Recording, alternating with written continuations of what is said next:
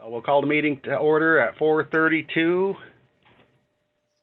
Maybe starting with roll call. Brian, you want to start us? Sure. Brian Milkey, Isabella County, Union Township, State of Michigan. Rick Byers, Union Township, Michigan. Jeff Sweet, Union Township, Isabella County. Martin Fig, Paradise, Whitefish Township, Chippewa County, Michigan. Jim Zalad. Oh, go ahead, Robert.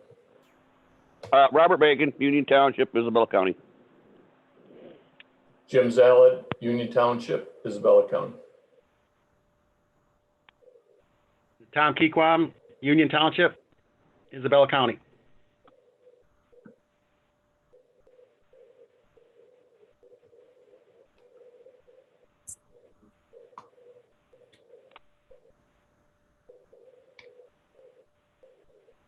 Moving on to the approval of the agenda. How's that look to everybody? Are there any changes? Motion to approve the agenda as presented. Second. Support, Fig. Got a motion by Melky, supported by Fig, to approve tonight's agenda. All in favor, say aye. Aye. Aye. Aye. Aye. Opposed, the same. And motion is approved.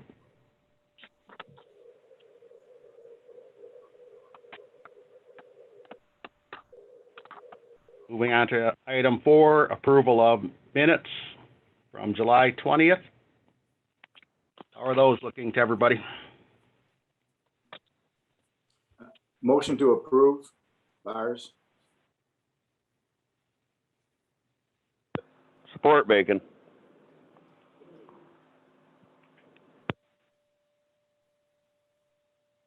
Got a motion by Bars, support by Bacon, to approve the July 20th meeting minutes. All in favor, say aye.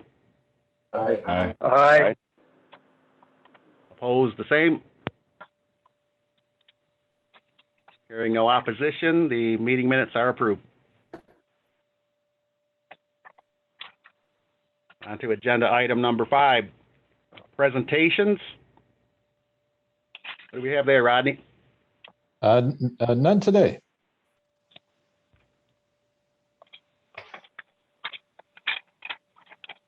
Moving on to item 6, public comment.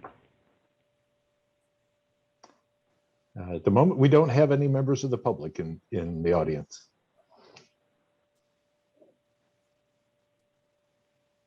Okay, let's move on to agenda item number 7, the reports.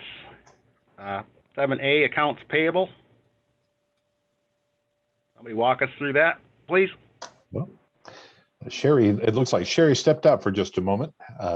So I'll get us started on that. So you have before you the check register for the East DDA district. We have up at the top, we have the $2,000 payment for this was the down payment for the property at 5800 East Pickard that you authorized for purchase.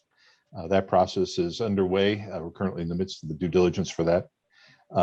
You see then the payments for Consumers Energy and the various contractors we have, our lawn care company, which is doing an excellent job this year, and for our flowers and also our annual payment to support the work of the Convention and Visitors Bureau. That amount totals out to $14,546.69 for the East DDA district.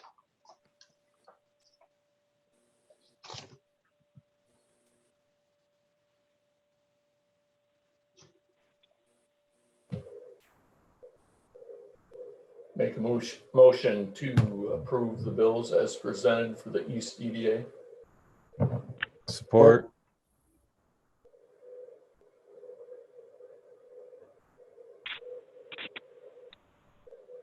We got a motion by Zalad, support by Sweet, approve the East DDA check register.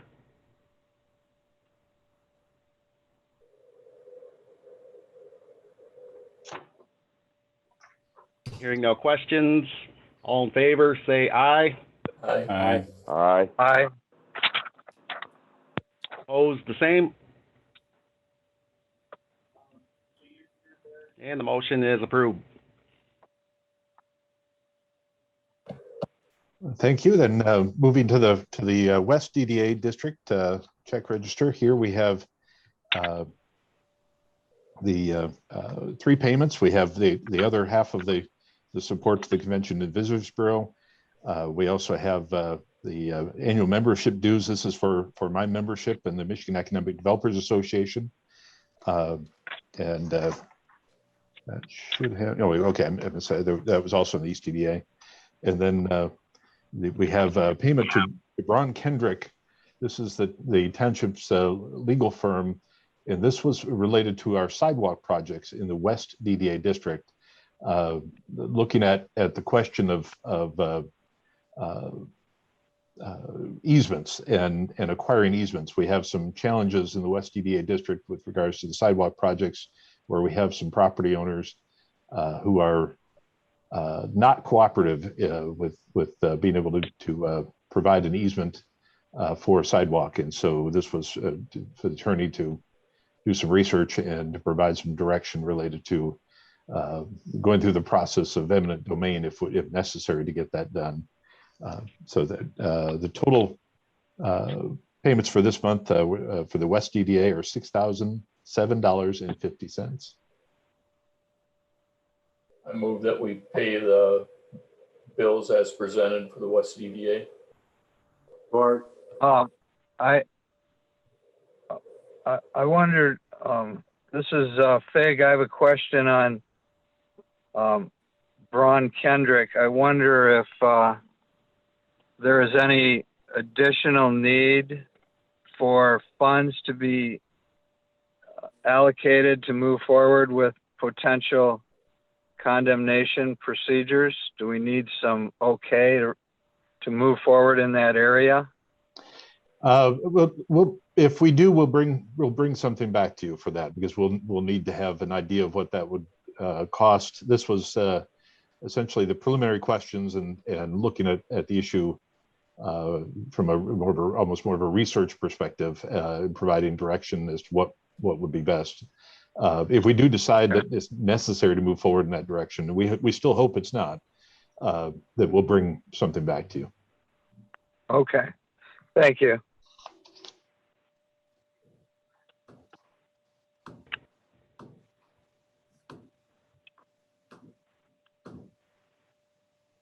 Any more questions on the West DDA checking account?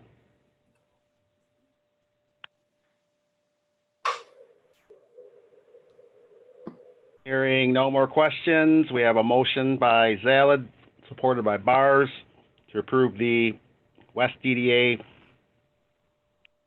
check register. All in favor, say aye. Aye. Aye. Aye. Aye. Aye.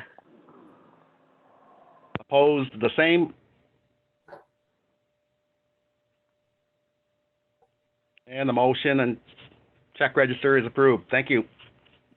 Thank you. As Sherry is with us, so I will turn the time over to her for our July financial reports.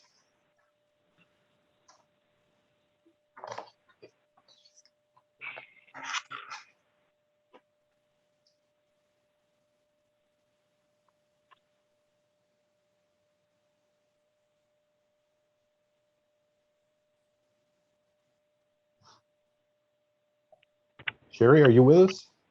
Go ahead, Sherry, anytime you want. Oh, there Sorry you go. about that, it was muted. Okay, so looking at the East DDA revenue and expenditure report in the 248 fund, looking at the total revenues, you can see that total revenues are about 89% of budget. And then with the expenditures, you can see that the expenditures are about 17% of budget. And all of the accounts payable that you approved are posted here. So that's a good number, a good figure as of 7/31, July 31st. And then moving forward to the balance sheet for the East DDA. You can see that total assets are about just under 2 million, and then the fund balance is about 1.6 million. That's the current fund balance. Okay, so that's for the East DDA fund. Are there any questions on any of that?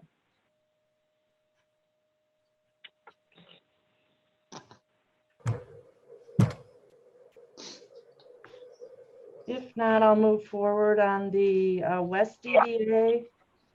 Looking at the revenue and expenditure report for the West DDA, you can see that revenues are about 102% of budget. And then with the expenditures, they're sitting at about 10% of budget. And again, all of your accounts payable are posted here on this report that you approved tonight. And on the balance sheet, total assets are just under 1.5 million, and your total fund balance is about 1.2 million. And your ending fund balance is approximately 1.4 million. Are there any questions on any of that? Sherry, is the street road projects for 330 on the budget, is that Lincoln Road? Yes. Okay.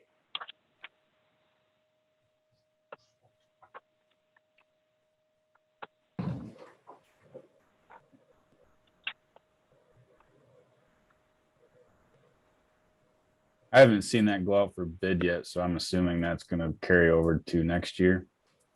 I believe they're waiting on a single easement still, as I understand it.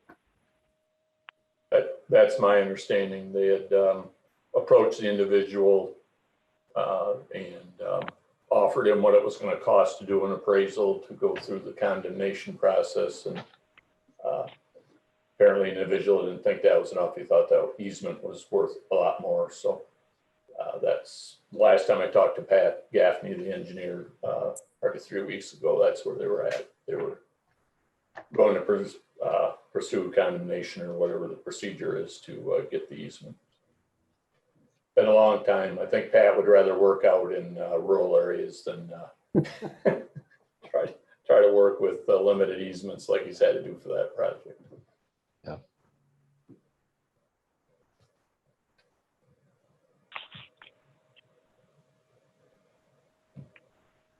Are there any other questions?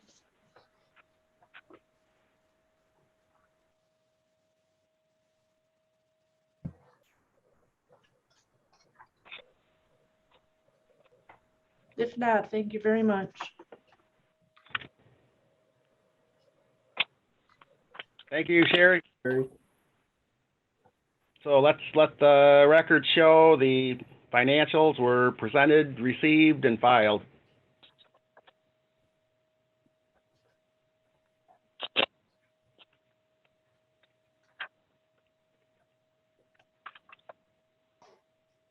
Moving on to agenda item 7C, the board member matrix with your expiration dates listed.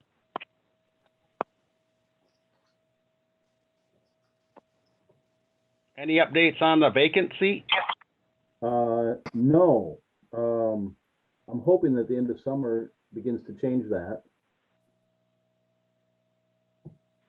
As people return to normal work schedules. That's my hope. Thank you, Tom. Okay. Let's move on to item 8, pending business. I think we have a request for board action. Rodney, you want to walk us through that? Thank you. You have in your packet today, just say a few words before I turn it over to our consultants. You have in your packet the draft plans for both the east and the west DDA districts.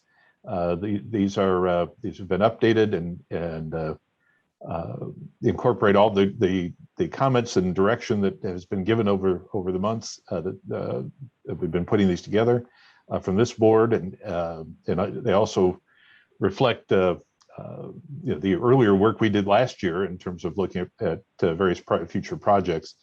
You have both the plans, which are it's called the official part of this work.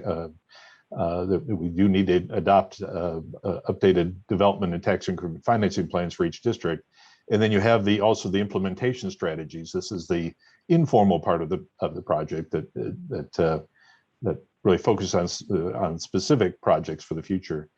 You have also our request for board action dated August 11th.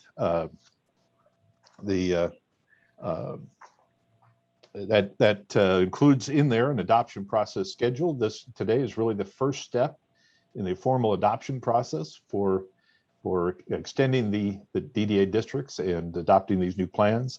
So you see today's date right there at the top. In your action is ultimately adoption of resolutions. If you're comfortable with the plans that are before you, that formally starts the adoption process. The rest of the effort really is actually the Board of Trustees level. They will need to hold a hearing.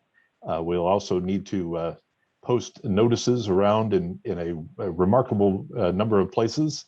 The state act requires us to literally have physical notices posted around the districts in quite a few locations. And then, as said, we'll go on through the adoption process with the Board of Trustees. I'm very pleased to be able to present the plans to you for your consideration today. And at this point, I'll turn the time over to Elena from CIB Planning for her comments. Thank you, Rodney. I appreciate that. Good evening, everybody. What I might go ahead and do is share my screen, if I may. Just assuming first you guys can hear me okay. I do have a fan on here, so I'll just get close to the screen. Okay, great. Thank you. We hear you. All right, so I'm going to go ahead and share the screen. I'm going to be looking at the board packet that was provided and the documents therein, and I'm going to indicate where I'm at based on my page number, and hopefully it correlates with your page number. So the first section is the East DDA implementation strategy, should be on about page 22 of your board packet. This looks familiar because we went over it a little bit a few months ago for the East DDA, and we did go over the full implementation strategy for the West DDA last month rather. But I'm going to walk us through just the basics of this. I'm not going to read everything, but I'm going to just walk us through, the important identification, the important parts. So basically the implementation strategy, again, is intended to be a tool located outside of the plan, a workbook, so to speak. So a new adoption process is not needed when future cost estimates are generated. You guys have heard this before. I just wanted to reference that again. Within this implementation strategy, you'll see a matrix of those projects. Again, referencing what Rodney said earlier, some of those projects are projects that you guys came up with in the past that have been provided to us, and a couple of new projects that we've identified through the SWOT analysis a few months ago. Those projects include the categories, names and descriptions, priorities, timeframes, cost estimates were available, and some status notes. Those wide categories are numbers 1 through 14 here in the following pages. I'm going to read those right now just so you guys have those in front of you, and I will reference them shorthand later on when I go through the actual DDA plan. But business development is the first category. The second is public buildings and spaces. The third is DDA marketing / development studies and promotional events and materials. The building facade and sign improvement programs.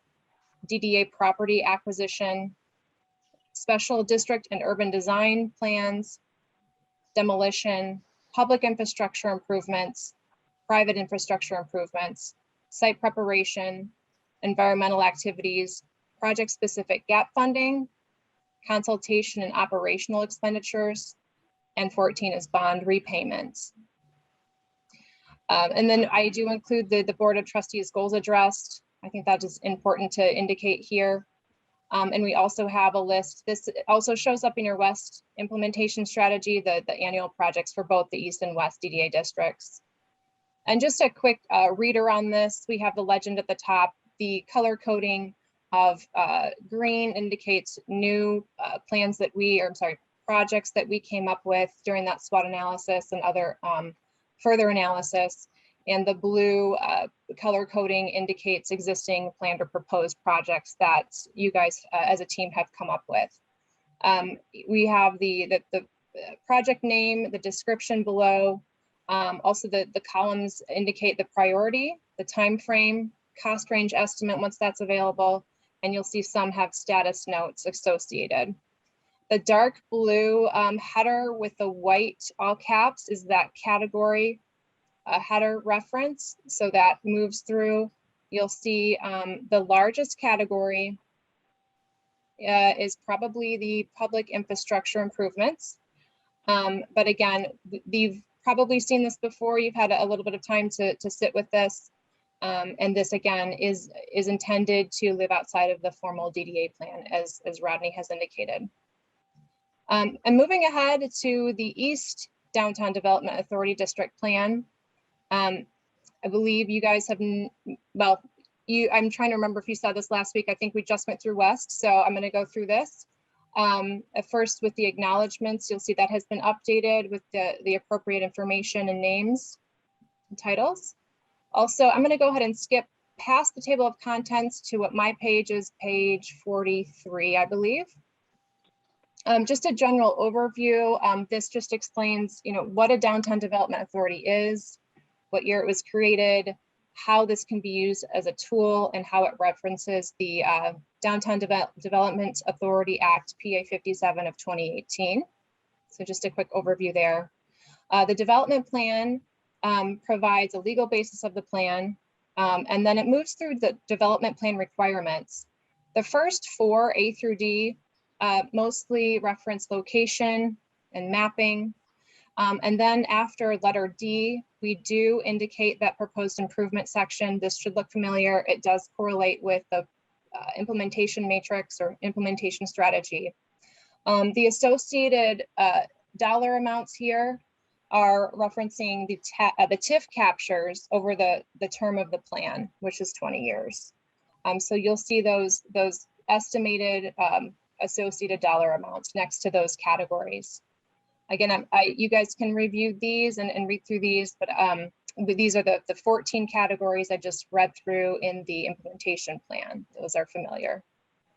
The estimated total cost is at the bottom. Again, this references the TIF plans and TIF tables that I will go through in just a moment. And again, this is the development information here, the basis of the plan, indicating some of the legal document or legal language of the plan itself. I do want to identify item Q, the Development Area Citizens Council.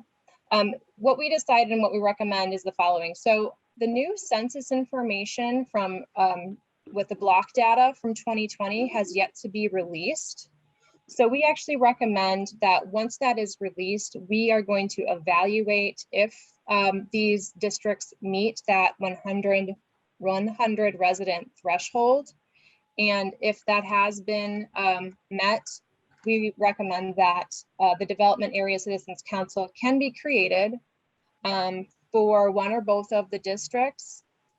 Within the next year, they can convene within the next year to, one, be updated on the DDA plans, and then two, to provide input on the implementation strategies. This, we decided, would meet the intent of section 125.4221 Public Act 57 of 2018. So it does meet the intent of the law. All right, and then moving forward, we have the maps, the East DDA district boundaries with expansion area map. The second map is the existing land use, and the third is future land use. And then we go into the tax increment financing plan. First, the explanation of the tax increment procedure overview. Really just going to read through this quickly. It's important to note on record. It's a method of funding public investments. I'm sorry, I said tax increment financing is a method of funding public investments in an area slated for redevelopment by capturing for a time all or a portion of the increased tax revenue that may result from increases in property values, either as a result of redevelopment or general market inflation. And then the second paragraph indicates how this can be used as a tool to help market businesses within the district, plan for property within the district, acquire land, improve sites, construct buildings, close the financing gap for projects, and administer the development plan itself. So this is an overview of that plan. And then moving through these tables, I'm going to just cover these quickly. Table 1 shows estimated taxable value increases over the course of the term, estimating a 2% projected increase year over year. And 2021 is our reset year for the taxable base reset year. This is 2021. Table 2 here shows the tax increment captured, the millage multiplier, and the resulting tax increment revenue on the far right. The next section here actually covers revenues that are not included in the tax capture. And then a statement about the maximum amount of bonded indebtedness, the duration of the plan, and a list of eligible taxing jurisdictions are indicated here in this section. All right, and then moving through table 3 here, this is probably familiar from last month's meeting with the West DDA overview. This shows a breakout of the 7 taxing jurisdictions and incorporates, it's kind of long here, sorry, and incorporates the data from tables 1 and 2. So this is kind of that larger complex table that indicates all of the figures. At the bottom right, you'll see the final figure here over the course of the term with that 20 million and some. The next section indicates any additional revenues that may be beyond the projections and how they can be used, and what the authority can do if the revenues are less than projected. Following information are the parcel numbers, parcel ID numbers. The plan asks for just the parcel ID numbers. That's the most basic information that's needed. If further information is needed, folks can identify that information and either go to the township hall or indicate or look those up online. So this is the basic meeting those requirements of the plan for the parcel ID numbers. I do indicate what the expansion area parcel IDs here as well. We do have the legal description here. One thing that I would like to point out is that the full legal description of the existing area has inadvertently been omitted. We do have an updated copy. Rodney has an updated copy now with that legal description included. The one you see here has areas A, B, C 1 through 4, those expanded areas. But my apologies for omitting that, but that is now in the most up-to-date plan that Rodney has a copy of for the board. So that's the East plan. We didn't go over that last month, but we did go over the West District implementation strategy and the plan. I did receive a few updates and a little bit of indications where we should update some project typos, things like that. Those have now been updated within the implementation strategy. And also, I think there were just a couple of things within the implementation strategy under the projects. Those should all be good. And then also the parcel information has been updated within the formal plan itself. and it's just the parcel ID numbers and not the full list of owner address and so on. So those are the 2 plans and 2 implementation strategies. Overview, I'm going to also be providing Rodney with the Excel spreadsheets of those implementation plans, so you can, of course, use that as the working document that it was intended to be. All right, so I also want to open the floor for any questions. Justin Sprague is also attending. He's kind of our TIF expert. If there's something that you guys have questions that I might not know the answer of, he can jump in. So I invited him to attend tonight's meeting. But I'll just go ahead and open the floor for questions and stop my share. Okay, question. Yep. I'm sorry, I wasn't at the last meeting, so I didn't have a chance to give you any input or ask any questions. But this is, you did the West DDA last month in the East now. This is just overwhelming. And I don't know how much of us really understand 100% of all that's going on. Yeah, in this information, is there any stipulation as to what percentage of the recapture we have, or is it like, I think it's 100% of the taxable value, isn't it? Thank you for bringing that up, actually, Rick. One of the things that we had decided with this plan is that we will have all of the expanded area TIF information within the plan. And then what can be, what applies to the law and what meets the legal needs of the law is that the county agreement can live outside of this document. So basically, the separate agreement with the county, whether it be a 75%, 25% split, which is what I believe exists now, will live outside of this document. So I don't know if that answers your question. What was that again? It's 25%, 75%? So Rick, are you asking how much we capture, or are you asking how much of the tax increment we're keeping? Yes. How much of that are we keeping? Yes. Okay. Yeah. So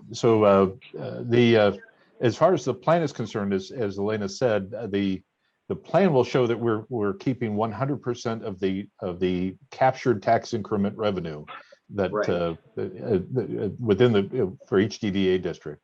And then on your agenda, the second to last item, we actually have a draft update to our current agreement. We have an agreement with the county that was negotiated some years ago. Township voluntarily agreed to share 25% of the captured tax increment revenue for the East DDA district with the county, essentially giving them back 25%. Okay, wasn't that a lawsuit? Well, it was a lawsuit, but we won the lawsuit. Yeah. Okay. And then the township decided to voluntarily enter into this agreement. The updated agreement is proposed to continue that exact arrangement for the current East DDA district. So essentially no change for where the district is currently. And then and we'll get to this on the agenda, but I can introduce it now. Then in discussion with the county officials, they had a concern about our proposed expansion, and it was essentially their concern was loss. They have a number of projects they're working on, the jail being a very big one, and so tax revenue and potential loss of revenue is a significant area of concern. And since our focus really with the expansion areas is about targeting areas adjacent to our current district that need help from economic development perspective, especially the industrial area that's labeled as expansion area A, and that in the neighborhood that's almost surrounded by the current district that's expansion area B, both are areas where the East EDA it would be beneficial to target some resources. What we basically said was looked at for this proposal is to say we'll expand into those areas so you have jurisdiction over them, but as part of this agreement we will agree to pass through 100% of any tax increment revenues that come from those spaces, those expansion areas to the county. So essentially, we'll capture the revenue, but we'll pass it through to the county for those expansion. Okay, Rod, before you go any further, what page was that on where we had the breakdown of the Parks and Recs got a certain percent, county got a certain percent? I'm trying to find it. I'm going through it. There's so many pages here. We just went through it. Maybe Elena may know what that is. Sure. I think maybe what you're referring to is the last table 3 on the TIF section of both plans. And that indicates the breakdown of the taxing jurisdictions. I believe that's what you're asking about. Yep. Okay. Yeah. So find that. What page is it? sure. 58 on your packet. Yep. Going upward in the West plan, it also does have a narrative of the information as well. It's kind of spelled out, but also in the table. So let me just quickly find that for you. After the maps. I think I got it now. Which? Okay. Wait a second here. No, you said page 58. On the West, I see it now on the West plan. It's page 105 in my packet. Yeah, it's page the little breakdown table is I'm actually on page 59. 59. For the East EDA. For the East, yeah. Okay,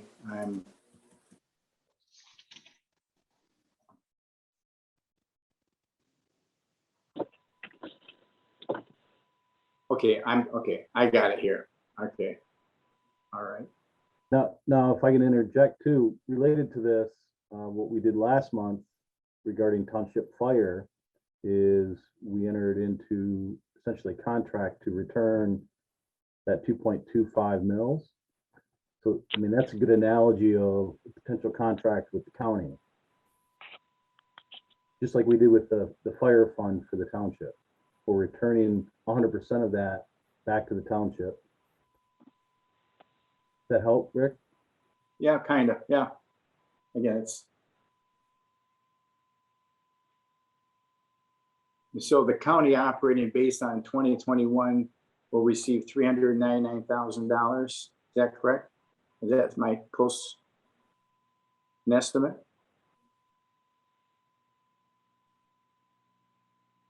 You're for the East EDA? Yeah, that's the amount of the table. EDA page 59. Yeah. Yeah. Okay. I just want to make sure I got those. So in all these organizations I'm making sure they are getting some of the funding back. Is this correct? Or is this what we're capturing? All of it. And this is really something I think that we can carry forward because we're going to have this discussion. We have an agenda item where we'll be looking at that agreement. Okay. I can wait.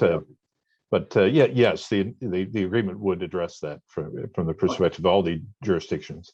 Yeah, I'll pass until then. Yeah, but I think it's important to know what's in the plan here is the full capture amount, right? What Rodney's talking about for the next agenda item is what we would return, right? So when you see that 399, 466, the county for 2021, that would be the full amount that we anticipate capturing for that fiscal year that is technically earmarked for the county. Right? I think I said that right. And they're going to get roughly a certain percentage of that back. Correct. If as long as we can come to agreement with the county, correct. Yeah. Okay. Well, we can talk about that when we get there. We'll talk for because the other thing, keep in mind that this is the tax increment.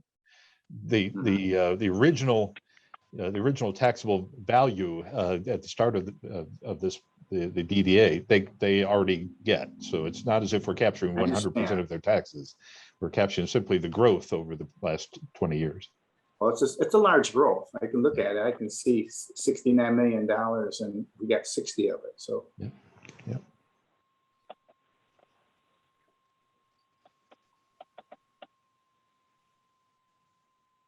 Any other questions? I have well, I had two, but we I was going to bring in the fire and make sure that I understood that what we did last month with fire was what I described, which was that contractual agreement between the township and the DDAs to return that capturing of funds for the fire fund. But the second one that I have let me see what page I'm referred to. It's in the legal descriptions. And it's going to be for both east and west, but I'll pick out the east. Excuse me, I'm scrolling. I believe it's page 70 of the packet, 31 of the East TIF plan. So when we talk about these legal descriptions, and you said there's an updated document that has those. I actually called Rodney today and asked him this question. Actually, he returned my call, but where we abut a road, so I'll just pick one at random here. Broadway Road. Where the DDA comes to Broadway is from the north side of Broadway. And as I understand it, the district actually goes to the middle of the road. But if we had a project, say sidewalks or pathway or sewer or water, whatever it may be, if the engineering shows that that infrastructure should be on, say, the south side of Broadway, are we able to essentially invest the DDA dollars across the street because that makes sense where to put the infrastructure? Even am I making sense what I'm asking? Yes, my understanding is specifically with the East DDA district, and Brian, are you referring to what would be within the expanded area? Just in general. Okay. You know, and I guess part of this comes from the West District. If you look at the West District and the northern part where we have the frontage for Lincoln Road, both on east and west side, we actually, I think, are capturing those parcels in that case. But if we were to put infrastructure on Broadway, just outside district across the road, because that made more sense, you could save $500,000 by putting sewer there as opposed to the north side of the road. Is that something that the DDAs are capable of doing legally? That's a good question. I might have to volley that over to Justin. He's No, that's familiar fine. with that. So Yeah. with the intent of the act, it really is specific that captured funds be spent within the eligible district that's established. So with that being said, if there was an investment that's on the district line, but that actually falls outside of the legal description of the district, then that would not be eligible for finance. I would verify that with, at the end of the day, legal counsel for the township or for the DDA.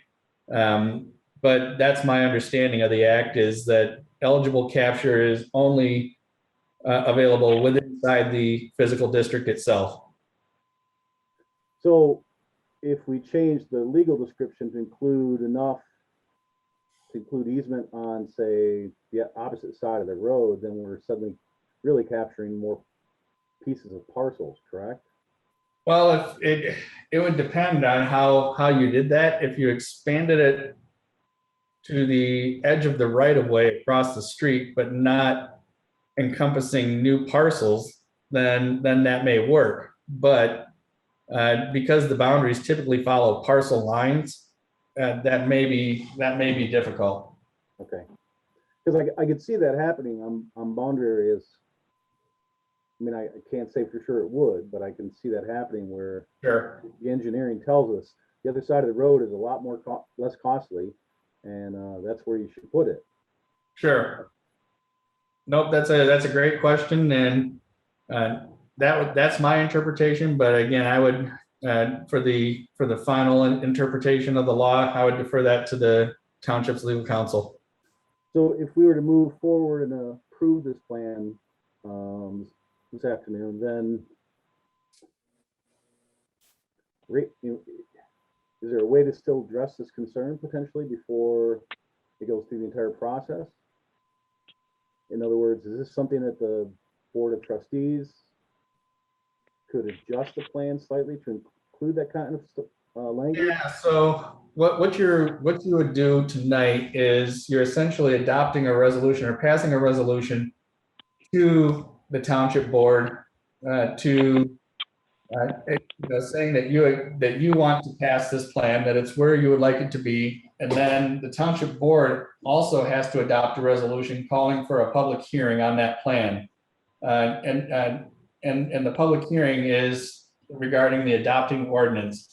So technically you would have some time that if you made a tweak to the plan before that public hearing, you could do that. I would not recommend making a change.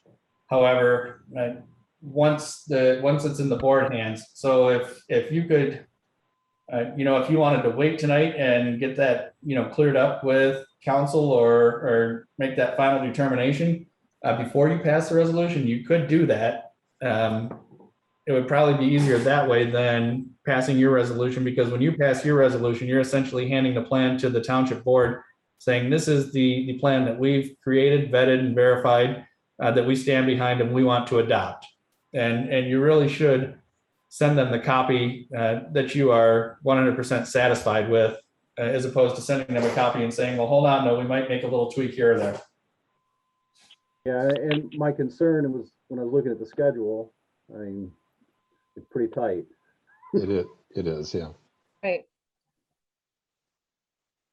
Is it, if this board was inclined, or has the same concern that I tried to articulate, would it be possible to do the resolution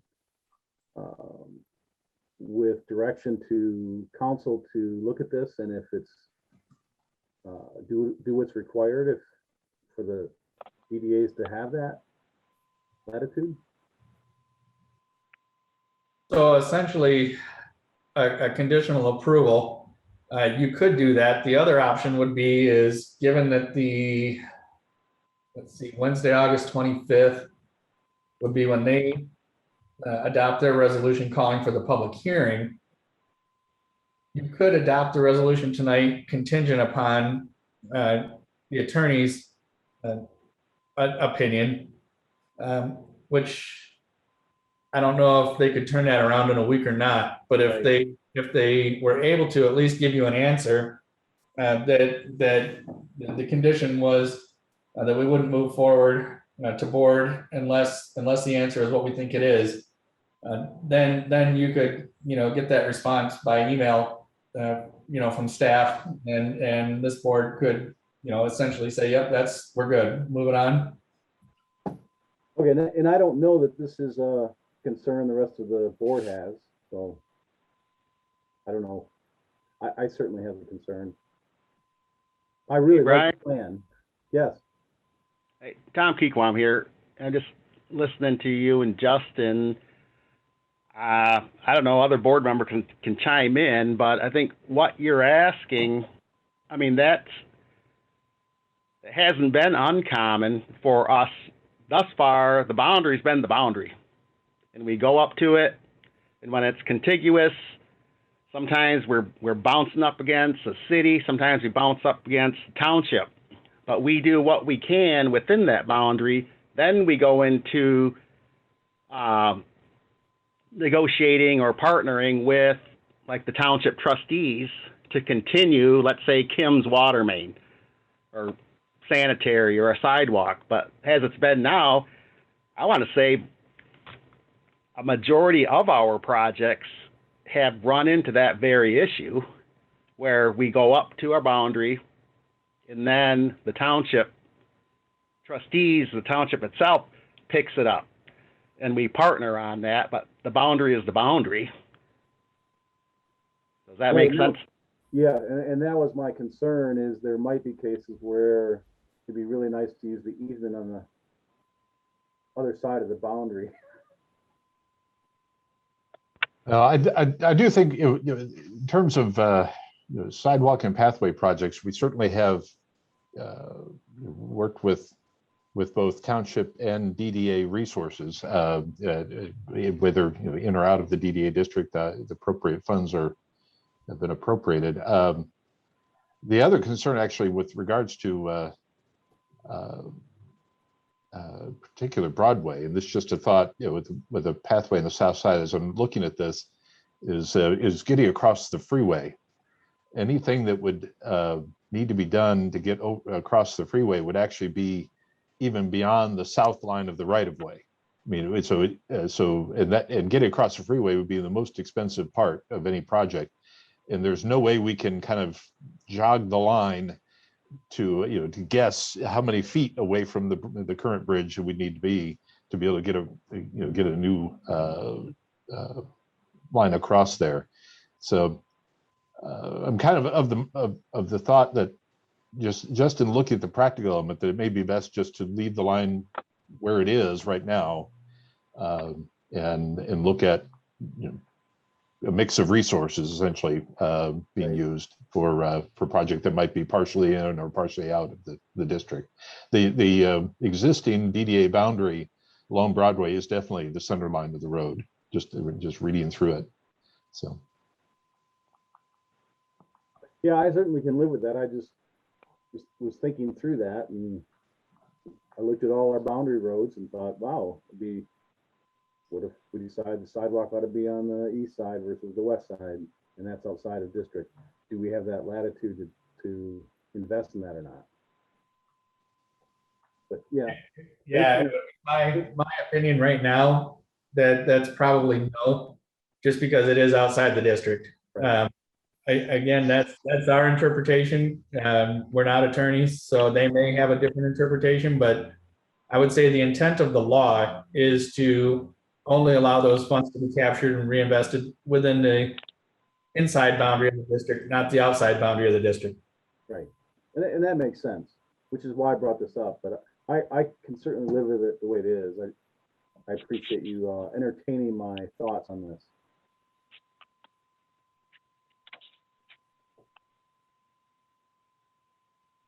That was my question that I had.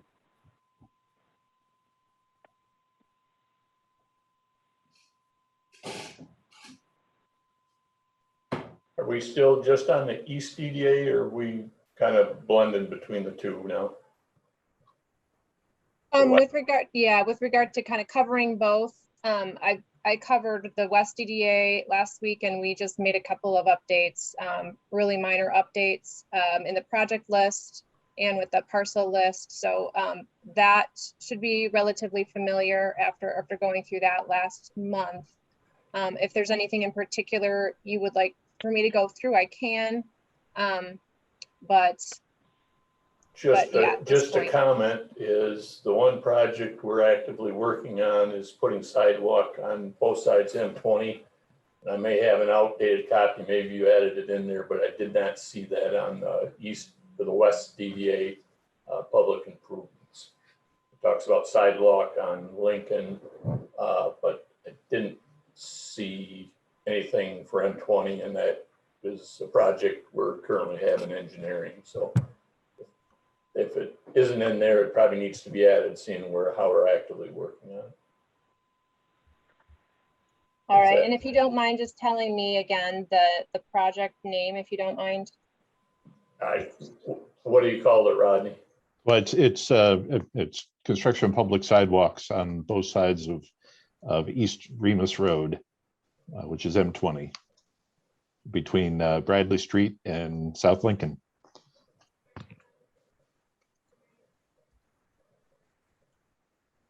I can add that to the project implementation plan there. Okay. And then the second question is, you mentioned something about bonding, and it was my understanding that DDAs can no longer bond. Is that not the case? Actually, you know what? That's another good question for Justin at this point. Justin, do you know? So, I'm pulling up the act right now.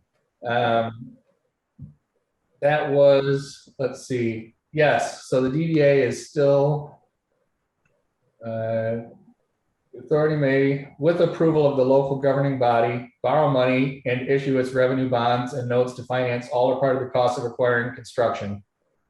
That's summing up what the act says. Bonds or notes issued pursuant to this shall be exempt from all taxation.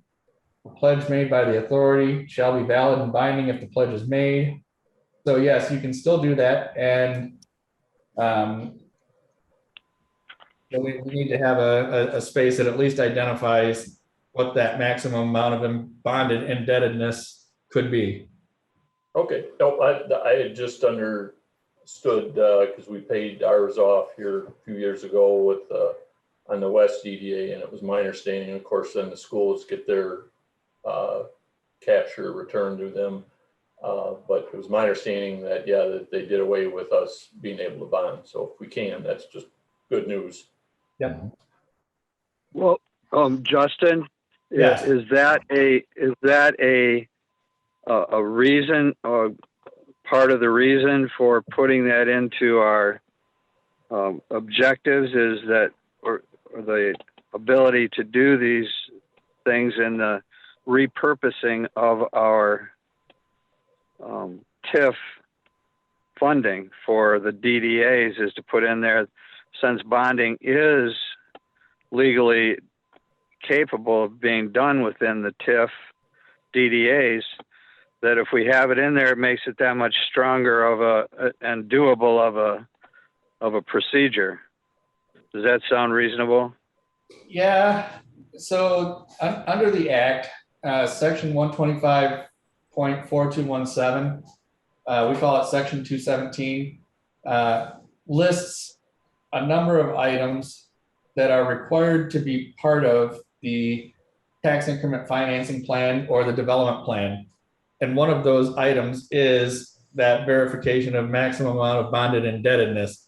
So we do have to address it in there, but going back to the financial tools and coming up with finances for eligible expenses, we know that that's a tool that is available to us, same as the ability for a DDA to levy, up to 2 mills. And sometimes we may not speak to it directly as a tool that we want to use, because it can create some public pushback. If they hear the DDA is going to levy 2 mills, which in this case you're not, but we still have to address it in accordance with those items. And so as long as we have that in there, and as long as the Act provides, you are covered as you being able to utilize that as a tool if needed. Okay, and that leads me to my next question, which I wanted to find out.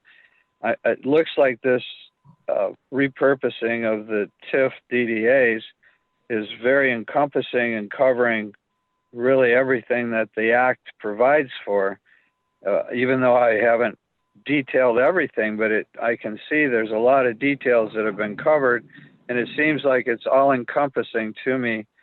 But however, if there was something not brought up that might have been to the advantage of the DDAs to act, would that still be covered under the law because it's stated that it can be done, or does it have to be, is it better for it to be in the Act as we're repurposing the TIF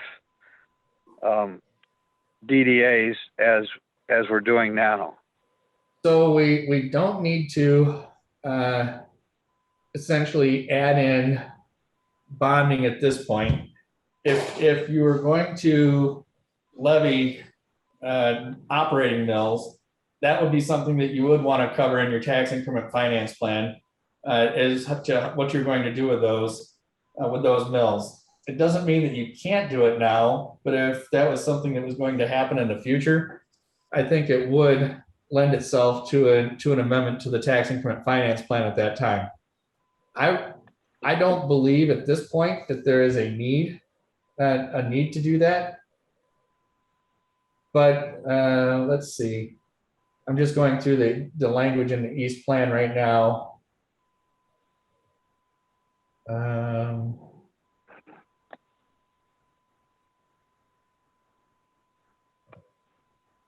was going to see, got the jurisdiction in which it's located, signature by authority.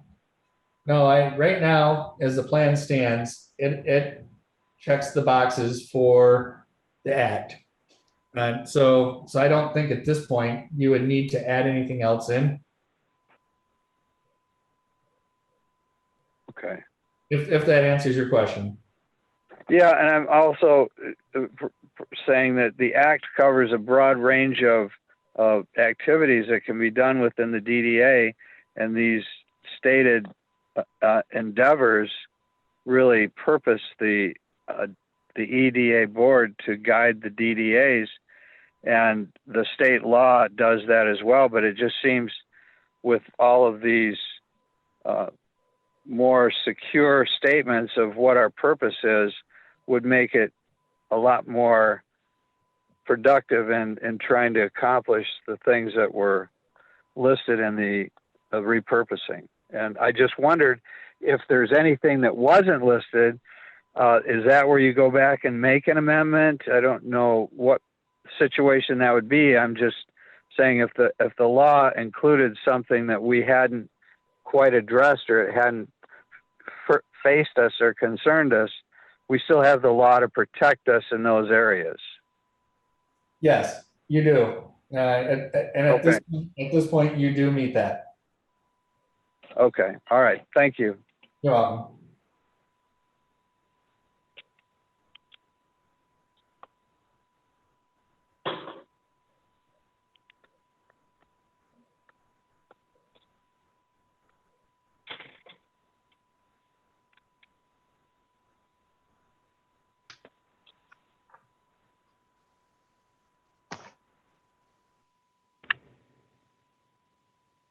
Are there any other questions for the group?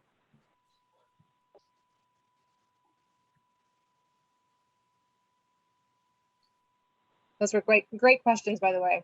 It's always good to understand all of these details, so I appreciate that. So you have before you, you have our request for board action, and attached to that are two resolutions. These are the formal resolutions that would, that if adopted would go to the Board of Trustees. You'll see at the end of our request for board action, the motion language that would adopt both of them. I know the motion language is long, but it needs to cover a certain amount of ground here to justify the extension of the two DDA districts. So is there any questions about the adoption process or the resolutions that are before you? You would have to read the amendments that we're going to approve, or can we just reference them in the base? Well, you would need to read the action, the paragraph there under action requested in our but not the two following pages. Right. Those are simply referenced. So okay. Yes.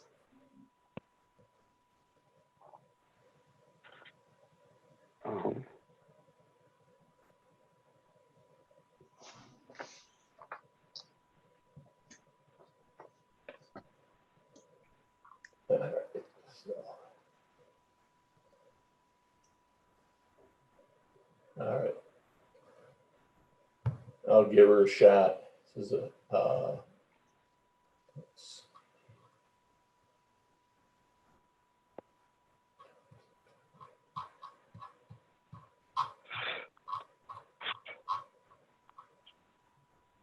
so just basically, I mean, somebody needs to read the actions requested to adopt the resolutions number that's in that box, that's the motion. That's correct. Yeah. It starts to adopt resolutions number EDA 2021-01. You need to read that as a motion. Okay. I make the motion to adopt resolutions number EDA 2021-1 and EDA 2021-2 to verify a public need to amend the current East and West DDA district development and tax increment financing plans to indicate whether boundary changes are proposed as part of the planned amendments, to confirm the revised potential project list and tax capture schedule for each DDA district better reflects the needs of the township and the development community, and to approve the amended plans for each district and request that the Board of Trustees call for a public hearing regarding the proposed planned amendments and notify the taxing jurisdictions providing an opportunity to meet with the township concerning the planned amendments. So moved. I support that. I support. the motion? I second it. I already did, Chaudhry. Okay, sorry. Maybe I was late, huh?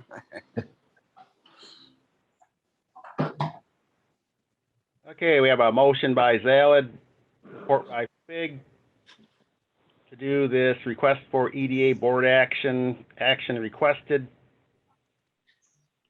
All in favor, say aye. Aye. Aye. Aye. Opposed, the same. And the motion is approved. Thank you. Probably one last comment, now that we've done that, is on the West DDA, there are boundaries, and I'm sure it's in the description, but the West DDA map doesn't show the full district going up Lincoln Road, down Lincoln Road, to Broomfield Road, to the city, and then out west on the M20. I understand that's for clarity, but if there's any way you can add a bigger map or add those to that, because somebody just looking at the map is gonna think the boundary ends at the end of that map, and that's not the case on that West DDA. So, thank you. I'd like to say one thing before we move on, and in regards to the motion that Jim made. It's one very long sentence that was made for that motion, but it really covers a lot of work and time and thought that everybody put into it. So congratulations, and especially Rodney, thanks for all your work on this. Congratulations. Thank you.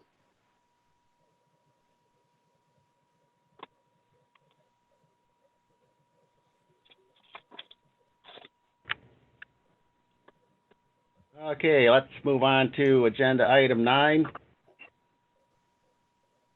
New Did we business. vote on that? But we did vote on that, right? Okay. Yeah.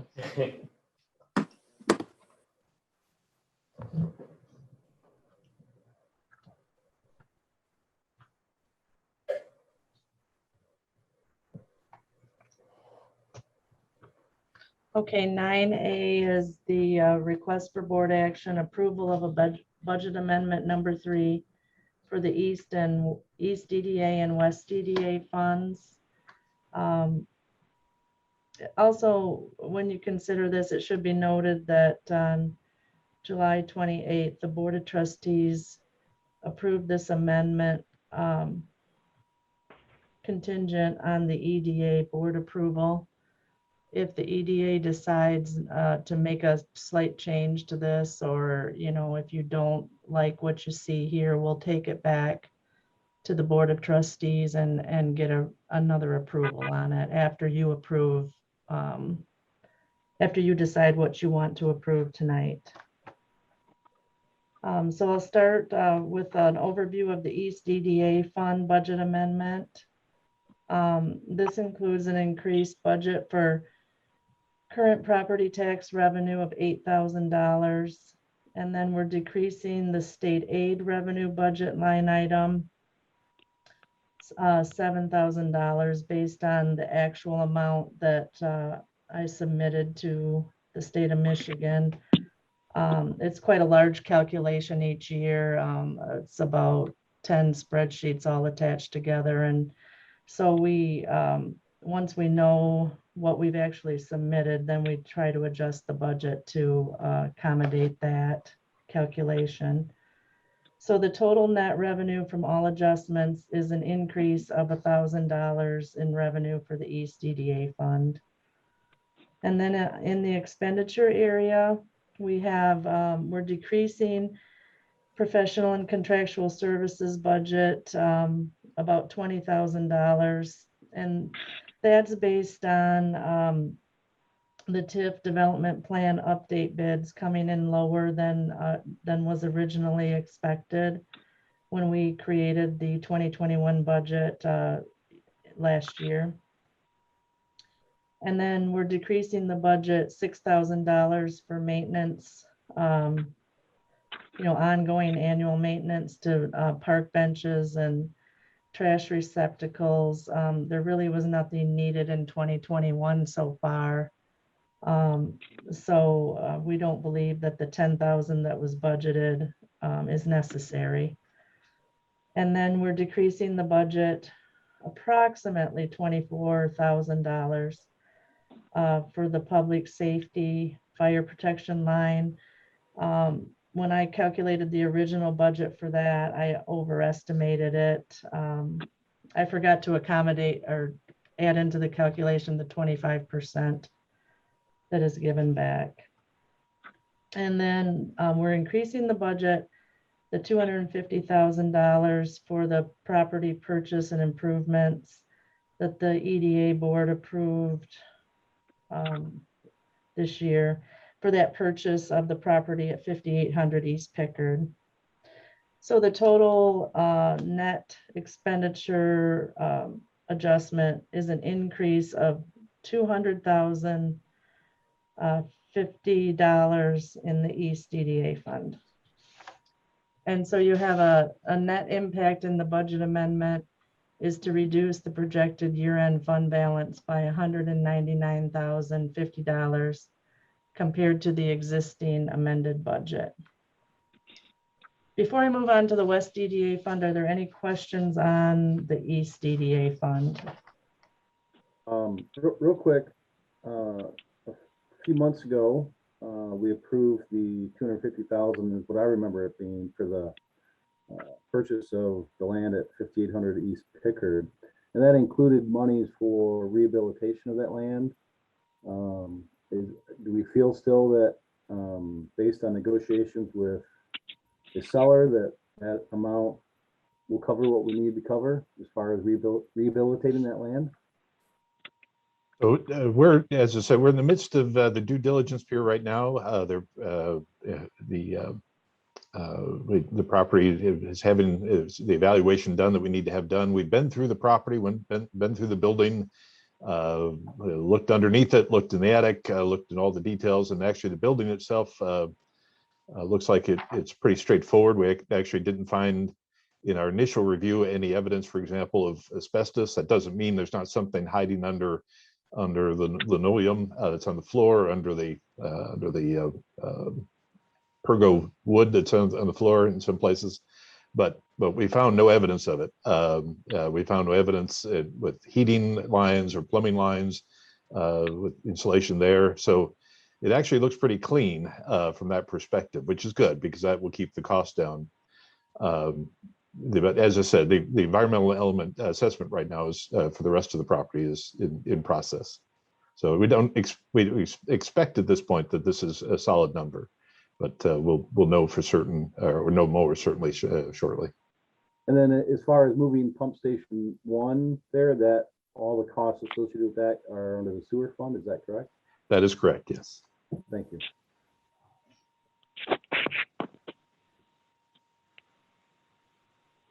Thank you, Sherry. Yep. Are there any other questions before I move on to the West DDA?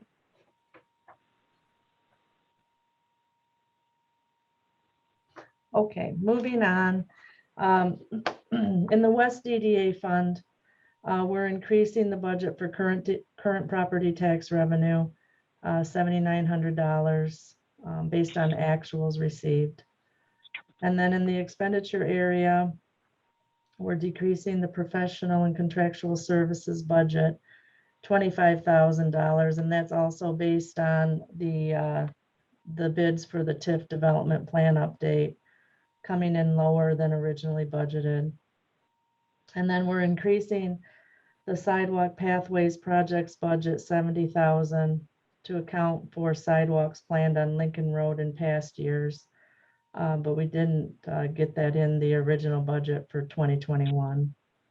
So the total net expenditures from all adjustments is an increase of $45,000 in the West DDA.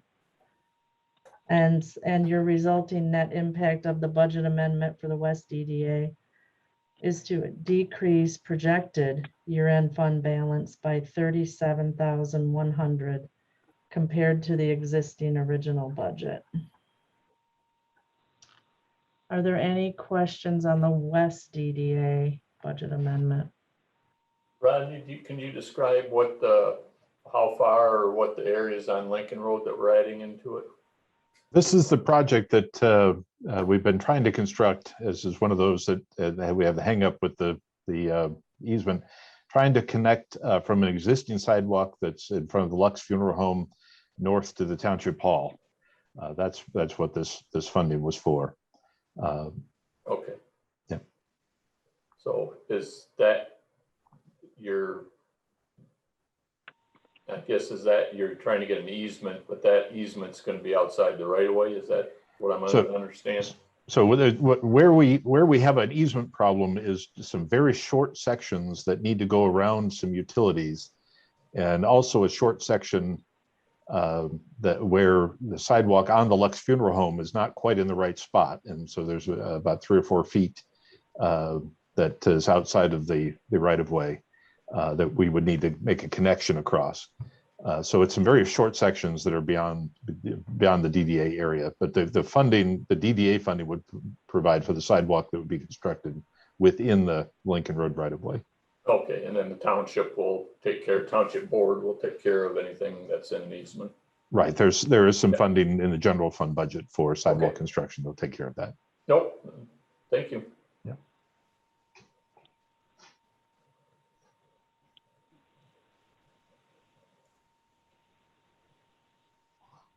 No other questions? I'll make a motion to approve budget amendment number 3 for the East DDA Fund and the West DDA Fund as presented. Second, Bacon.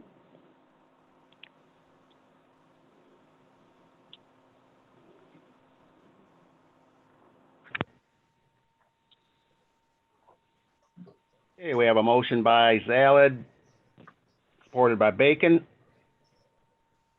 to approve the budget amendment number 3 for the East DDA and the West DDA Fund. All in favor, say aye. Aye. Aye. Aye. Opposed, the same. Hearing no opposition, the motion is approved. Thank you. Thank you.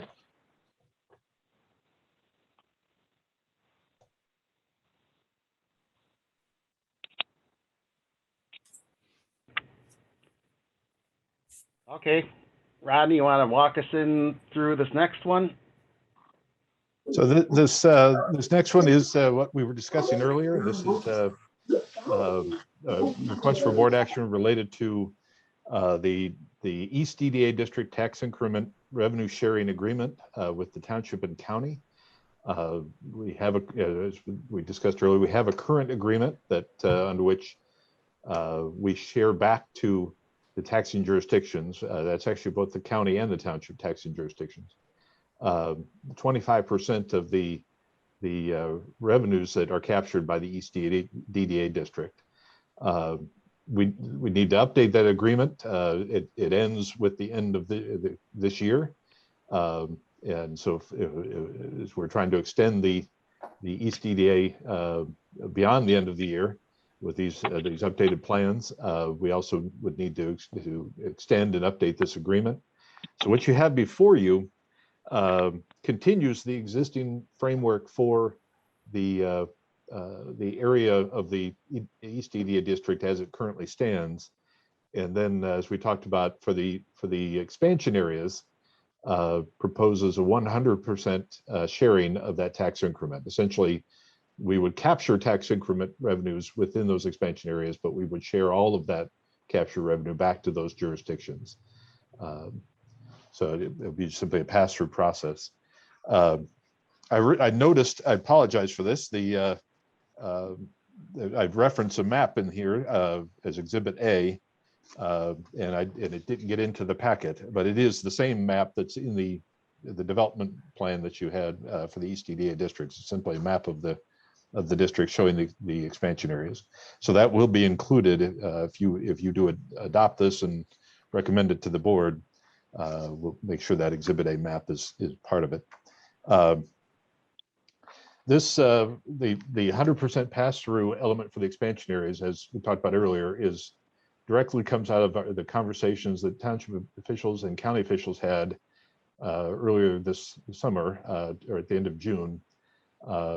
When we initially went to the county to introduce this idea of expanding the East EDA district, and received back feedback that there was significant concern about potential loss of revenue for the county. And so this is resolving that concern in a way that allows the township to move forward with our plan to expand the district while keeping the county whole related to those revenues that might be generated there. The proposed agreement would extend for the same period of time as we are proposing to extend the East EDA district itself. And as noted in the agreement, would continue in force as long as we are capturing revenues in those areas. So with that, I'm happy to answer any questions. As noted, this is similar to the fire fund, fire millage agreement that you took action on last month, and that the board has taken action on to approve at their last meeting. Essentially follows the same format. It would require your approval. It would then go to the Board of Trustees, and ultimately would also go to the county for their approval, as it's essentially between the three jurisdictions. Well, with that in mind, Rodney, we can discuss it, but can I make a motion to approve the updated East DDA District Tax Increment Revenue Sharing Agreement with the Township and County? Yeah? This has all the what consolidates. That's not quite. So in the expansion areas, if we do improvements there, we're not going to capture any revenue to do those improvements. Before you ask the question, Marty made a motion, and so there would need to be a second on that, and then certainly questions can be opened up on it. I'll support Zalid. We got a motion by Fig, support by Zalid. Is that what I heard? Yes. Right. Yep. You can have discussion then on the motion. Yes, exactly. So now let's open this up for questions. So the question is, in the expansion areas, we're potentially going to do work and improvements, but we're going to have to use the funds from our existing boundaries. That is correct. Yes, we would be passing through the entire amount of any increment that would be generated there. With tax increment financing, it is a slow process. We have the benefit of that our existing East EDA district's been around for many years, so we are capturing a large increment, as you saw when you're looking at the TIF plan. In any new area, we're starting out from scratch and starting out zero, and in terms of increment, and so it will be quite a long time before that would build up to anything significant. Anyway, so we really are making an investment for the long range future. This is a voluntary agreement. It can be it can be changed. It can be ended down the road if there's a need to. For example, if it became necessary to bond for a large project, and we found that the revenues would not be there without altering that agreement, then we would go back to the county and have a conversation with them about that. But the expectation at this point is that we're not going to see a significant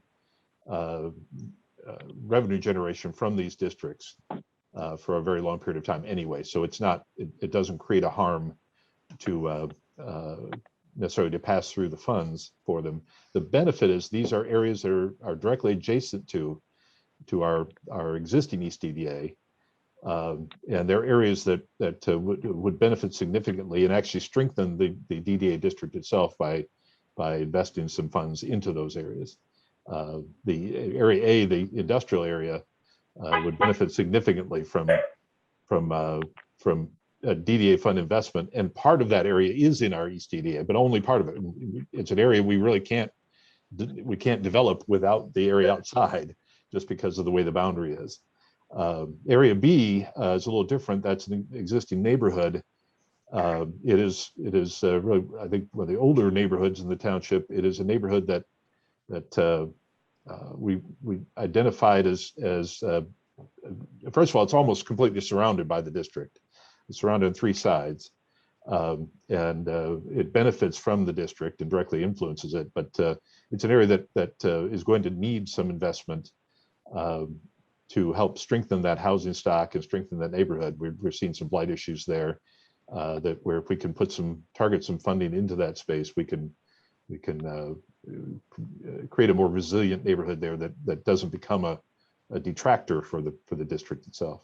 So that's the goal. That's the intent behind these expansions, and behind potentially putting funds into those areas without necessarily receiving revenues back in the near term.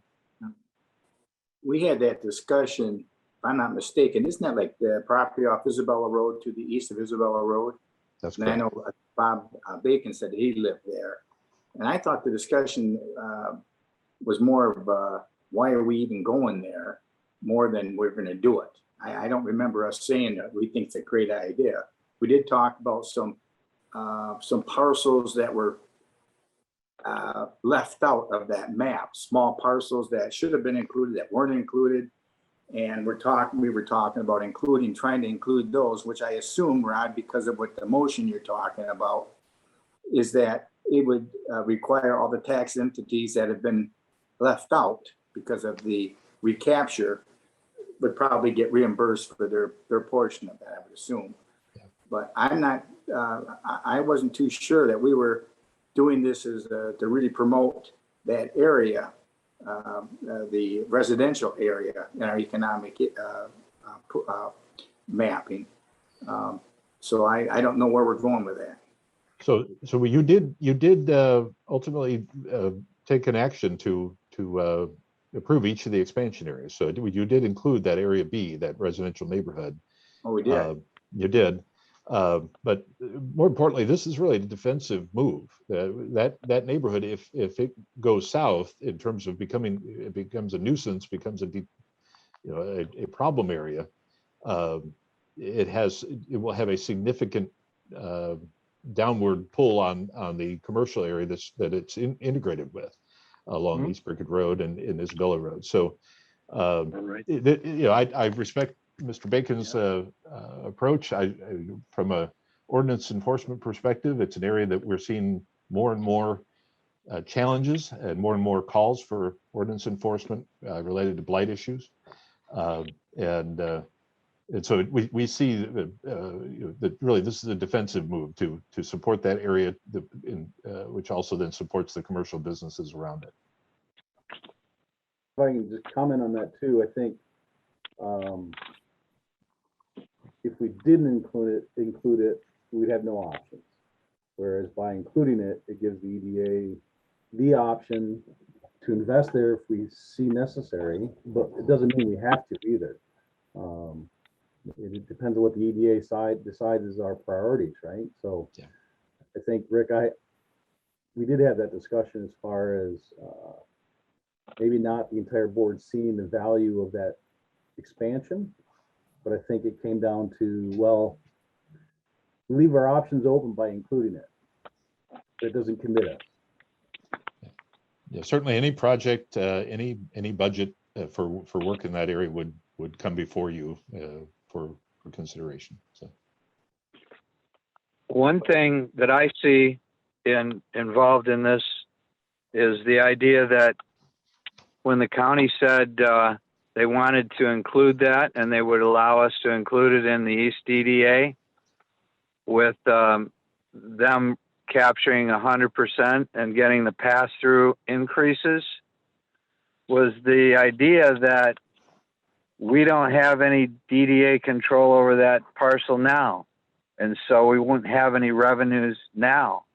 And so with them understanding that they could get increased revenues in exchange for us having that listed in the East DDA, which seems to me would give us more authority or control or say so what went on there, like Rodney's pointing out, to maybe keep things from going south and helping to lift up the entire area more easily, because we could see the benefits of that.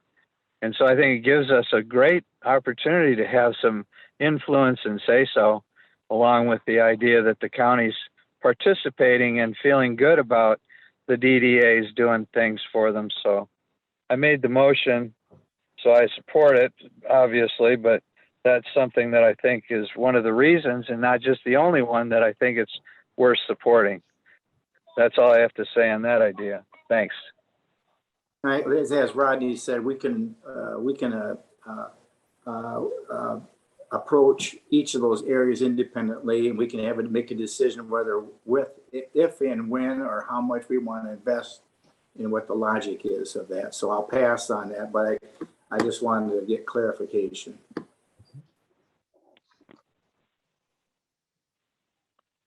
What, can you refresh my memory on that little block out that's just west of C3? So I think Taco Bell is there. Why isn't that not included? What page is that, Jeff? It's on the map. So it butts up to Pickard. I think that's where the Taco Bell is, just west of Enterprise Drive. There's a rectangle with a little smaller rectangle on the top of the property. Yeah, that is tribal trust land. It's owned by the Saginaw Chippewa tribe. That was the Avalon Bar. Okay. Oh, thanks for the history. I actually had a conversation just today with my counterpart Brian Smith at the tribe. They are looking at a project potentially for that site, and they just had some questions. So we may see something happen there.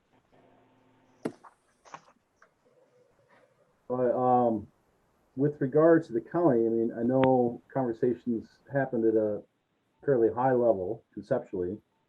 Has their attorneys or staff or commissioners seen the agreement that's in front of the EDA board at this point yet? They have not. No, we obviously have discussed with them the framework of this from as you said, a high level perspective. But no, this was coming to you first before we do anything else with it. So if negotiations happen with the county and something changes, does it have to come back to the EDA, or is that something that the Board of Trustees can sign off on ultimately? Or if changes were needed, it would need to come back to all the parties involved. Okay, thank you. I've expressed my concerns previously, and they were just summarized very well for me about living in the neighborhood, and but I mean also like being a member of the board here, and I'm on the bad on this. I'm certainly, we got to approve it before December 31st and get our funding. So I guess I'm on board. Yeah. With some reservations about some decisions we've already made, but we've already made them as proposed for Section B. So, just my input.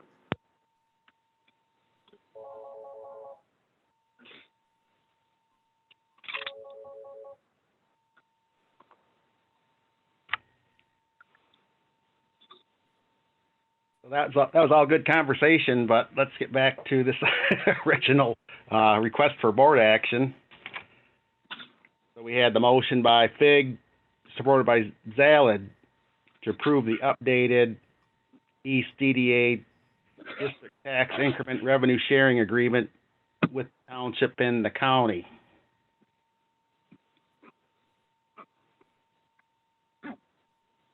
And hearing no more questions, I'll call that to a vote.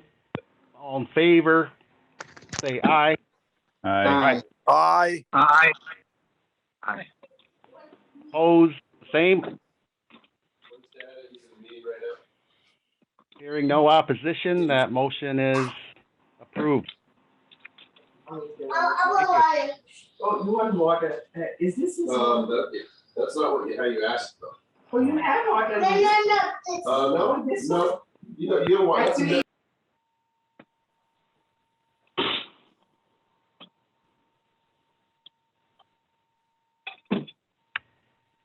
Moving on to 9C, Rodney, what do you have there? Returning to EDA board meeting discussion? So this, as you may be aware, the Board of Trustees has returned to in-person meetings. They had their first meeting in late July. Their second one just last week. We, under the Open Meetings Act, as it's amended, we have and our county declaration of an emergency that exists through the Isabella County Board of Commissioners. We have the ability to continue to meet virtually in this format through the end of December if we choose. At that point, that authority will run out and we'll have to go back to in-person meetings in 2022 unless the state legislature does something different with the Open Meetings Act. I just wanted to bring this to your attention and see what your preferences are. We certainly can go ahead and return to in-person meetings if you would like to do that. Right now, we're under no restrictions in terms of social distancing or mask wearing or anything like that. As I said, we can continue in this format as long as the Open Meetings Act will allow us to. It's up to you. What I would ask for your thoughts and your preference. Rodney, did you mention, I think you did, that you can't do both? I mean, it's like you don't have the facilities to do both unless you, is that correct? That is correct. Yeah, the Open Meetings Act allows for a hybrid meeting format even after December with some very narrow reasons. Somebody that is in the military deployed and is on the board could meet remotely. I think the other reason is related to illness, but it's pretty narrow exceptions. But it does allow for some members of the board to meet remotely. They have to be able to fully participate. In the same way, it's also possible for us to hold an in-person meeting that could also allow the public to participate remotely. But in both cases, there has to be the ability to have two-way conversation. Everybody has to be able to see and hear one another.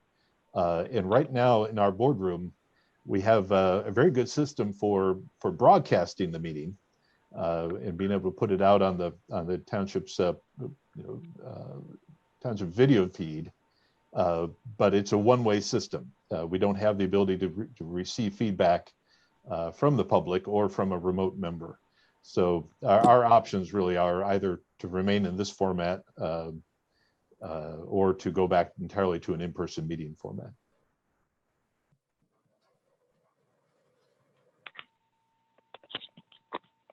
Just want to go around the table, Tom? So this will be only for this year till December or continue after that? So yeah, currently the Open Meetings Act has an allowance for this only through December 31st. After that, the only allowance for remote attendance would be for those two reasons, military or illness. But let that be the top part and inside maybe less hot. Oh, you have to finish.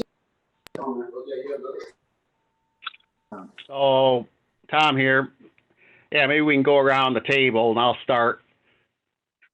I don't half mind these meetings online the way we're doing them. I think it increases our chances of a quorum.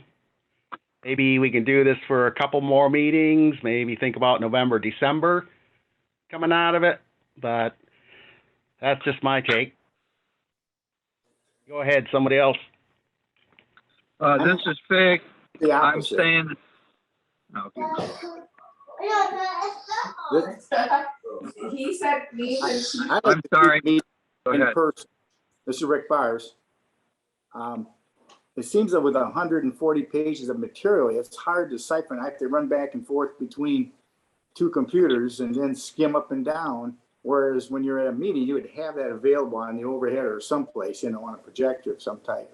And to me, it's more difficult to do it remotely. I can do either one of them. Makes no difference to me. Makes no difference to me. But I always, with the amount of material that we're running, I prefer to be in person.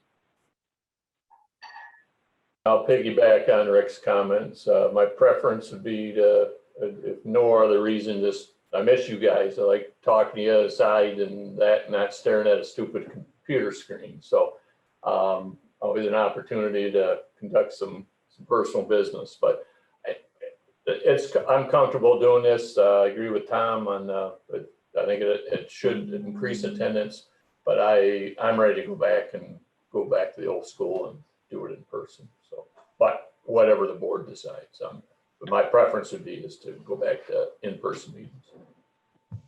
I'll jump in too. I agree with Tom quite a bit, and Jim, nice comments. I miss the in-person, the face-to-face, but I know that attendance has been a lot better because of this format. It's allowed people in remote places to join us, and we've had traditionally a quorum issue.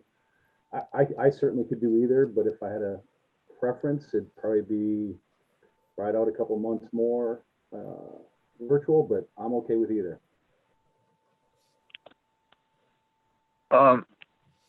This is Marty, and I have sentiments of seeing you guys whenever I do see you. It's nice to see you, and we don't have Cheryl here tonight, but it's nice to see Amy and Sherry, and I wish we could get back, but I also like Tom's idea. I think I support sticking with a couple more months and see how it goes, especially since we've got some public meetings coming up where we're going to have to meet next week, and the quorum idea seems a very valid reason so we can keep progressing. We've made a lot of progress, even though it's been a pandemic and we've had to do the Zoom. So I think that speaks for a lot, but I would support the idea Tom said and try it for a couple more months and see how that goes. Especially, like I said, with those special meetings we got to have coming up. I also agree with that way. See a couple of more months and then we decide.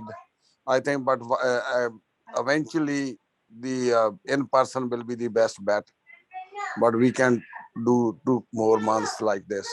That's okay. That's good. Right there. Yeah, I brought in the light side. Is it good? Okay, it's 3-3 now. Jeff Sweet, what do you think? Dang it! Should have spoke up sooner. I could go either way. I don't mind this way, but I would like to. I have not been able to meet in person with everybody yet, so. But with everything going on as well, that I could go either way. So it's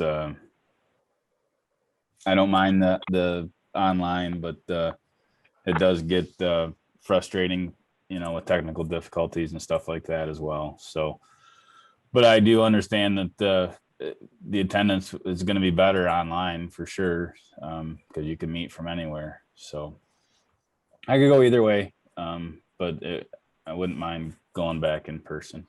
So. Can I just say also, Rick, anytime you ever needed a board packet printed, I can absolutely do that for you, or any of the board members. I do it for Marty every month. You just have to let me know and I'll have it ready for you. You do that for Marty? Well, yeah. Sorry, Marty. I didn't out you. Well, I really appreciate it too. Well, as usual, Chair, it's your call. What's Rodney, Amy, what would you guys recommend, or what would you guys rather see us do?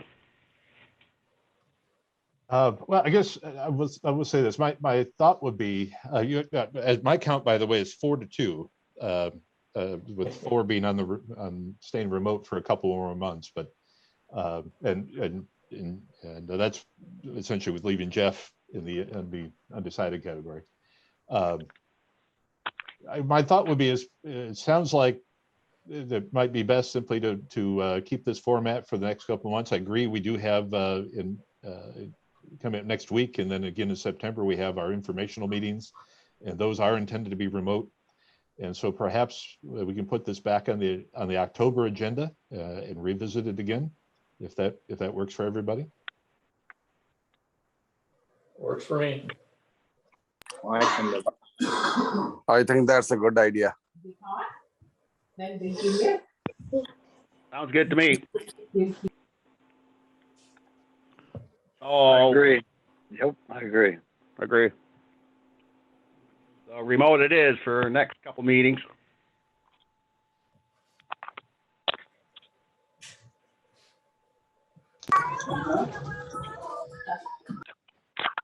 So the next item on our list is director comments, and so I'll just, if I can just share a quick update on the M20 project. I have been meeting with the representatives from MDOT to talk about the East Pickard Road corridor and their plans that still intending to do over a 2-year period in 2023 and 2024 to completely reconstruct East Pickard Road, including the interchange area, basically from the Home Depot driveway entrance to the west all the way to Mission Street, actually just beyond Mission Street. Much of our discussion has been about, from my perspective and township perspective, has been about the township's infrastructure, our street lighting and our underground irrigation in that corridor. I have aggravated some state bureaucrats, frankly, because I have been pretty adamant that they need to take into account that our irrigation in particular is not just a private system like Burger King might have out in their front yard, but in reality it's a public utility. We have miles of plumbing through there and hundreds of sprinkler heads and connections and control equipment, and they are slowly coming around to that idea. I'm certainly not going to say that they're there yet, but they are. They have recognized that they need to look at this differently. What I found is I have a meeting with the regional people here in Mount Pleasant. They then take back our discussion to the folks in Lansing who say, "Oh no, we can't possibly do that." It comes back then to the regional and we push again, and then they say, "Oh well, maybe we need to look at it." So it's sort of this back and forth process. But I have already heard some pushback on the fact I'm being a little bit too assertive, apparently, in trying to protect our infrastructure. It is likely, I will tell you, that we are going to have significant damage to our irrigation system. They are talking about, first of all, on the north side of the road, there's a storm sewer. The main storm sewer line runs under our system along the north side margin.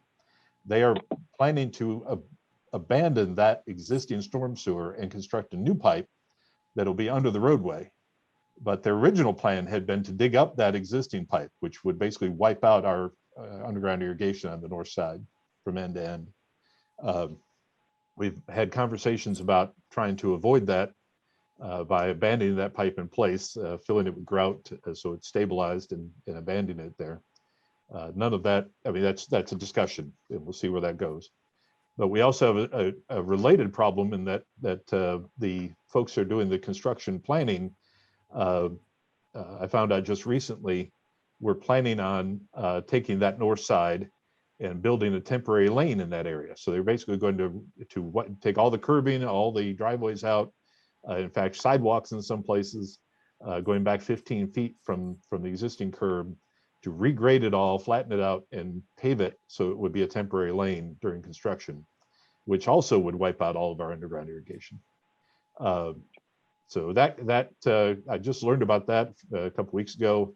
That I think was the source of the irritation when I pushed back on that, and especially when I pushed back that I hadn't heard about it before, because we've been having these conversations now for quite a long time. So I will continue to try to defend and support our protection of our infrastructure. We'll see where it goes, but I think we do need to kind of keep in the back of our mind that we may well, quite frankly, we will have significant impact on that. Is there a way that you can negotiate that they list that as a pay item in the bid packet, that it's either repaired or replaced at the end, or do they not work like that? Well, that's the discussion that's the conversation we're having. You know, they identify public utilities as being within that realm. So, you know, if they damage our water line or our sewer line, you know, that they will deal with that. But at this point, they do not consider our infrastructure to be in that realm. What they have said about our street lighting system is that they will remove the poles, and they will require the contractor to store them. We've been having conversations about that as well, about how they would store them so that they would be kept safe and the electronics would be kept safe, and that they would reinstall that system. So at least for the street lighting, they're in a place where they're going to do that work to remove, store, and replace. They are also going to be putting in a significant area of new street lighting around the interchanges, because they're going to have roundabouts, and they light those up. We're having conversations about trying to get MDOT street lighting that is coordinated with ours in design. There's been some pushback on that too, because they don't want to do that, but they are exploring that option as well. So just keep encouraging them in the right direction.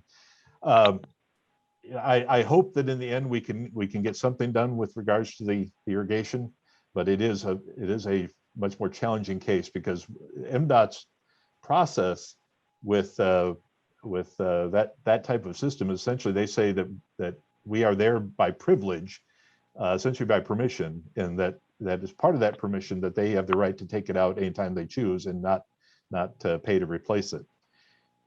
That is how they do that now under agreements. If we were to install that right now, there would be a long agreement that we'd have to sign that essentially says exactly that. What's interesting is that there is no agreement like that for this infrastructure. We haven't been able to find it at the township. MDOT also has not been able to find it. So that they have had to struggle a bit with what to do here, because you know their expectations have not been realized so far, and so they're still having to try to deal with us. I don't know where it'll go, but I'm certainly happy to keep pushing them in the direction of protecting that infrastructure. In the end, it's a major project, and there's going to be damage, though. Rodney, I really appreciate you stepping up and taking that role. I'm glad you're there. Yeah, I agree. Yeah, and that is what Rodney just said at the end. Is my understanding is that any public utilities that are in there at the convenience for the I forget what the word is, but they are being nice by letting you put utilities in there. And I know it's not 100%, but I know if like say water mains or things have to be relocated because they're in the way, that is always an argument who's going to pay for them. And it's not really 100% of the other way. And there's stuff been in the ground that there was no agreements on, but that's kind of the law. But the one thing I would add is we do have some fund balance, Rodney, and so even if we can get a cost share or offer to pay, like for the street lighting, if we have to pay the extra cost to get something that's consistent with ours, that may be an option too. We certainly have fund reserve to be able to help kick in for the project. And that may come a little nicer. And I have mentioned that. Of course, that's what we essentially did that with the lighting under the overpass. Yeah. And I've mentioned that we can certainly look at that, and if we can get in that direction, I will certainly bring a proposal back to you. They are talking to the same manufacturer of doing the research anyway, with the same manufacturer of our lighting. So I think in the end we're going to get a complementary system out there for the streetlights.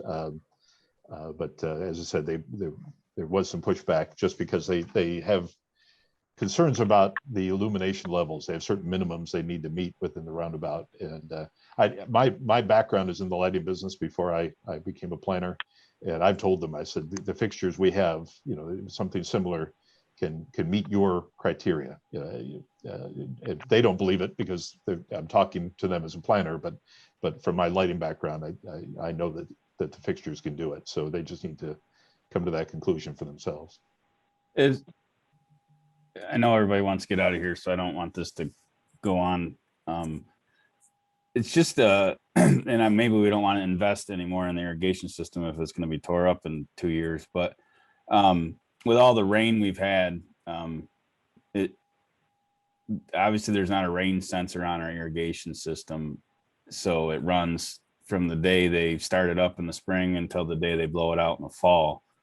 Is there something we can do about that? That just is it's kind of a bad look when, you know, you're in the process of getting a 2 or 3 inch rainfall and the irrigation along Pickard is running. You know, could we pay the contractor that waters to 2 inch rain, you shut it off for 3 days, or you shut off for 4 days, or something? It's just a bad look, I guess.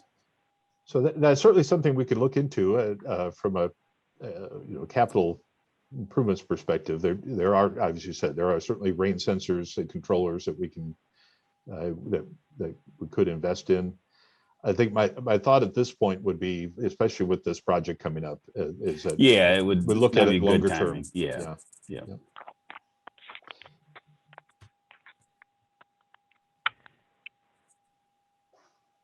Hey, Rodney, if I could, Tom here, if I can chime in on this. As I recall, I am fairly certain there is an agreement of some kind that we executed with MDOT to do that big beautification project. Yep. And B, they scrutinized those plans. They went through it. I listened in on one of those MDOT meetings, and I was going to make a joke because they were the ones that approved the tree locations. And so now in that meeting, they're saying, oh, well, now they got lines of sight issues with some of our trees. And I was going to say, hey, we had some of the best crew around at the time approved the location, and it was you guys. But I think where they're talking about line of sight issues is really related to the roundabout, the interchange work. Because in that area, they are relocating the road in certain places. So I think the impact on trees is pretty minor ultimately. And it's really only for that. But. And as far as irrigation goes, I mean, you get the different zones, you get the tiny heads out away from your controls in your mains and your backflow preventers, and there's some money in some of that stuff. But it's I agree, there could be a pay item, or it seems like we could put some kind of valuation on that and make that an allowance or a contingency that's controlled by MDOT, at least to try to preserve some of the major mains and components. Just a thought, but no, definitely appreciate your efforts. But outside of that, I think everybody wants to get going, as Jeff mentioned. And I just want to thank everybody. I think that was a big accomplishment tonight, getting the board resolution approving the DDA plan amendments for the resolutions EDA 2021-01 and -02. That was a big accomplishment. Really appreciate it.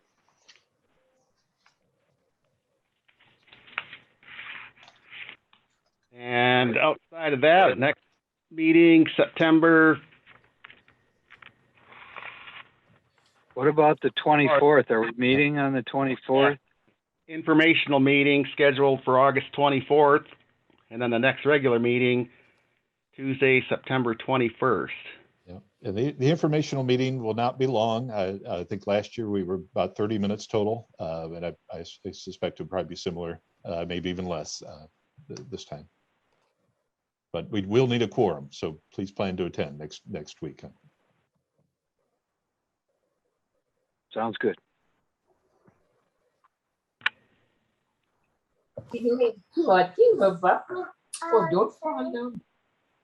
Anything else? for the good of the order.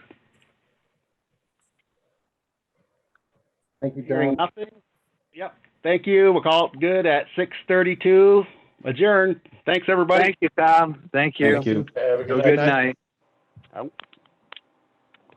Good